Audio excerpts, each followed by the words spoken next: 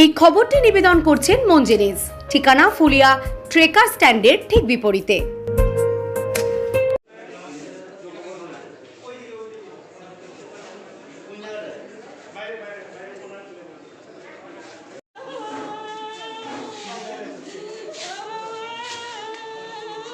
গ্রাহক পরিচয় দিয়ে টুকটুকি ভাড়া করে নিয়ে গিয়ে টুকটুকি চালককে মারধর করে টুকটুকি নিয়ে চম্পট দিল দুষ্কৃতীরা। ঘটনায় আশঙ্কাজনক অবস্থায় আহত ওই টুকটুকি চালককে চিকিৎসার জন্য নিয়ে আসা হয় রানাঘাট হাসপাতালে। সূত্রের খবর, ধানতলা থানার শঙ্করপুর এলাকার এক বাসিন্দা পেশায় টুকটুকি চালক।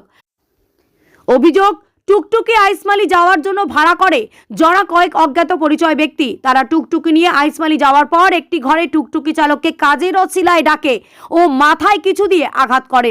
ঘটনায় ওই টুকটুকি চালক অচৈতন্য হয়ে গেলে টুকটুকি নিয়ে পালিয়ে যায় দুষ্কৃতীরা।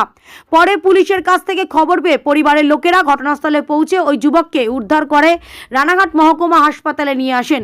বর্তমানে সেখানেই চিকিৎসাধীন রয়েছেন ওই টুকটুকি চালক। ঘটনার তদন্ত শুরু করেছে পুলিশ।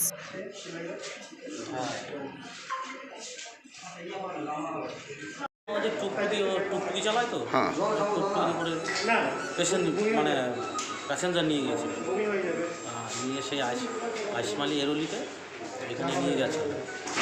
নিয়ে যাওয়ার পরে ও বলছে ভিতরে ঢোক, আমার ফুলের গাইড আছে, গাইডটা তুলে দেবে। ও যাচ্ছে, পেছন থেকে বাড়ি মেরেছে।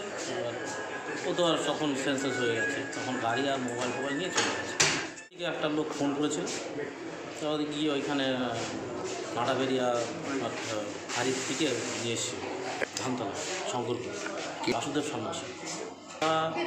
তো সকালবেলা নিয়ে গেছে, এবার আমাদের কাছে ফোন করেছে তখন 10টা কি। এখন পরিস্থিতি মাসে ডাক্তার বলতে আমার নাম মৃত্যুঞ্জয় সন্ন্যাসী।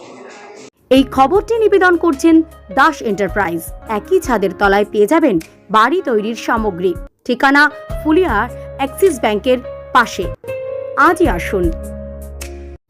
এই খবরটি নিবেদন করছেন বর্ষাক Medicare chemist and druggist centre.